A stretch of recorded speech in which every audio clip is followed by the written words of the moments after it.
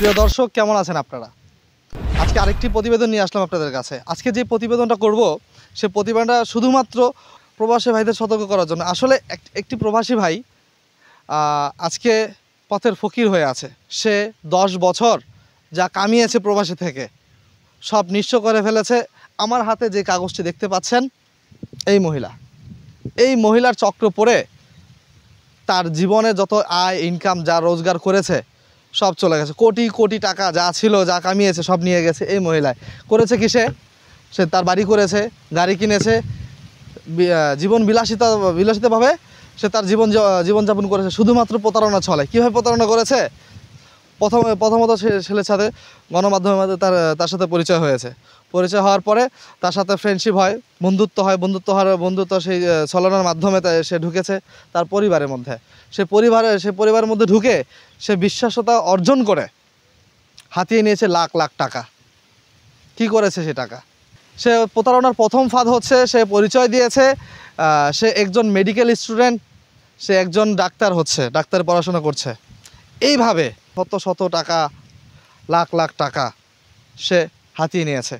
তার নামে যখন বুঝতে পেরেছে যে আমাকে নিঃস্ব করে ফেলেছে, আমাকে ধোঁকা দিয়েছে, তখন সেই প্রবাসী ভাই তার নামে একটি মামলা করে। মামলার এজাহার ধারা হচ্ছে 420, 406 এবং 506। যে ধারাগুলো বললাম সেই ধারাগুলো হচ্ছে একটি প্রতারণার ধারা।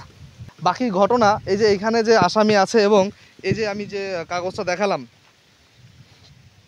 আমেনা আক্তার বিথি, উনি হচ্ছে লক্ষ্মীপুরের রামগঞ্জ থানার চন্দ্রীপুর ইউনিয়নের মেম্বার। এটা মেম্বারের একটা লিফলেট যখন নির্বাচন হয়েছিল। এই একজন জনপ্রতিনিধি যদি এই কাজ করে তাহলে বাকি মানুষ কি করবে? প্রশ্ন আপনাদের কাছে। এই চক্রের মধ্যে যারা আছে, মামলার মধ্যে যারা আছে, কম বেশি তাদের সাথে কথা বলবো, বাকি ঘটনা আপনাদেরকে দেখাবো। ঠিক আছে। আসলে সে আমাদের নির্বাচনে নির্বাচিত হয়েছে মহিলা মেম্বার।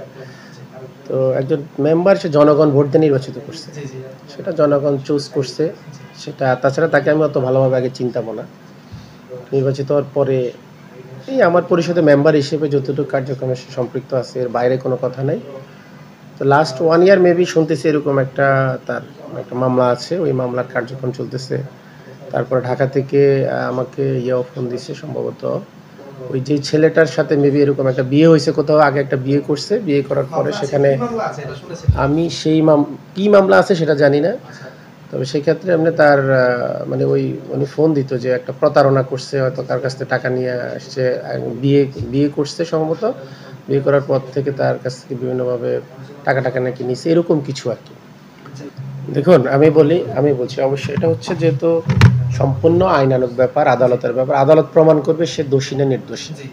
তো সেই ক্ষেত্রে আদালতই, যেমন একজন ইউপি সদস্য, সে হচ্ছে আমরা জনগণ নির্বাচিত প্রতিনিধি, সেটা আদালতের মাধ্যমে যদি কোনো রুলস অফ অর্ডার হয় যে না জনপ্রতিনিধি সে তো সাজা হয়ে যায়, সেই ক্ষেত্রে যদি কোনো রুলস অফ অর্ডারে যদি কোনো নিয়ম নীতি থেকে থাকে, সেই ক্ষেত্রে তার সদস্যপদের বিষয়ে কথা আসতে পারে। তা আমরা হয়তো যখন কোনো মামলা বা কোনো কিছু প্রমাণ না হওয়া পর্যন্ত সেটাকে আমরা তো গ্র্যান্ড করতে পারি না। দেখুন আসলে অনেকের ব্যক্তিগত জীবনটা এক রকম, সব মানুষ যে একরকম হবে তা কিন্তু না। একজন জনপ্রতিনিধি সেও একজন মানুষ। এখন সকল জনপ্রতিনিধি যে ভালো তাও নয়, কেউ ভালো করবে, কেউ খারাপ করবে।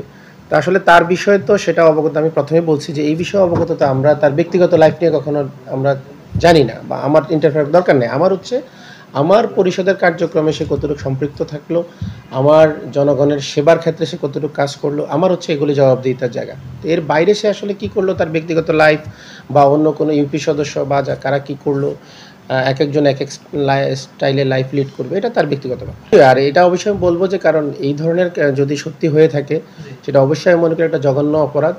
কারণ এইভাবে প্রতারণা করা, এবং সে প্রতারণা করে সেই ব্যক্তি আবার ইউপি সদস্য নির্বাচিত হয়েছে, আসলে এটা অবশ্যই আমরা কেউ কাম্য করি না। অবশ্যই একটা ভালো মানুষ এই ধরনের জনপ্রতিনিধি হোক, এটা আমরা চাই। আপনারা দেখছেন দৈনিক কর্ণকণ্ঠ, সবার কথা বলে।